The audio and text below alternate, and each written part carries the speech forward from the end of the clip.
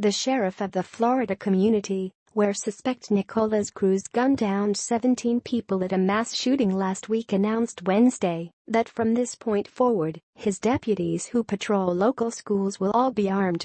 "Our deputies who are qualified and trained will be carrying rifles on school grounds from this point forward," said Broward County Sheriff Scott Israel during a news briefing. "Only deputies who are trained and qualified will carry those rifles. But we need to defeat any threat that comes onto campus," he added. According to Fox News, the plan specifically calls for arming every sheriff's deputy with a rifle, including a possible AR-15, so as to defeat any threat that comes to campus. However, Israel noted that until his office obtains gun locks and lockers, these weapons will be locked away in the deputies' patrol cars. The weapon used by Cruz to gun down 17 at Stoneman Douglas High School was itself an AR-17.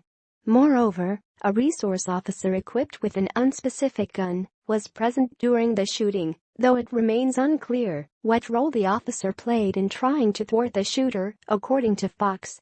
"We're going to make America safe," Israel continued. "My approach to this whole thing is never again, and every decision I make in this investigation is going to be geared towards making sure that I've done everything I possibly can to try and make sure these incidents never happen again." Listen to his full statement below. Interestingly, this plan aligns with the belief of many conservatives that the solution to mass shootings lies not with implementing more gun control, but rather with arming more law-abiding citizens, including deputies and teachers. President Donald Trump echoed this sentiment during a meeting Wednesday afternoon with survivors of last week's mass shooting, though his plan called for arming teachers as well.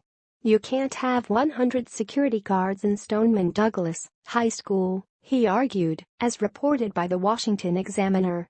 "It's certainly a point that we will discuss, concealed carry for teachers and for people of that type of talent. Let's say we had 20% of your teaching force, because that's pretty much the number. If these cowards knew the teachers were armed," he added, "I don't think they would go into the school to start with. I think it could very well solve the problem."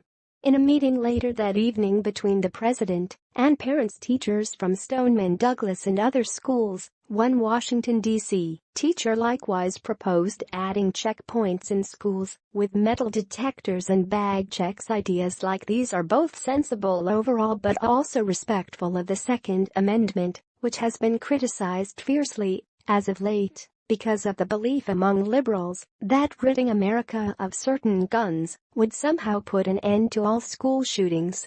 But as the conservative Tribune has demonstrated time and time again, the best defense against crime has always been and will always be a good guy with a gun. And apparently, Broward County Sheriff Scott Israel and President Donald Trump understand this principle loud and clear. Good.